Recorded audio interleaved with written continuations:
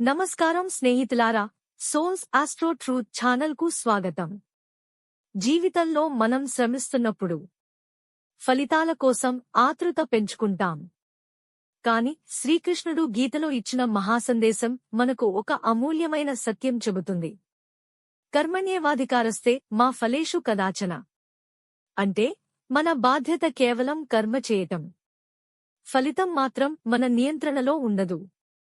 ఆధ్యాత్మికంగా కాదు, శాస్త్రీయంగా కూడా ఇదే సత్యం. మనం ఒక పని చేస్తే మన మెదడు డోపమైన్, సిరోటోనిన్ అనే హార్మోన్లు విడుదల చేస్తాయి.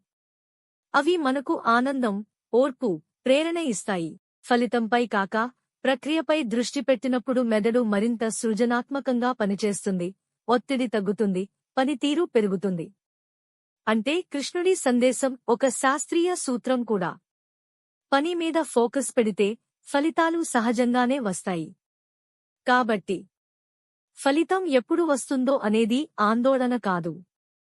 మనం మన కర్మను శ్రద్ధగా, ప్రేమతో చేస్తూ ముందుకు సాగితే విజయం మనని వెతుక్కుంటూ వస్తుంది.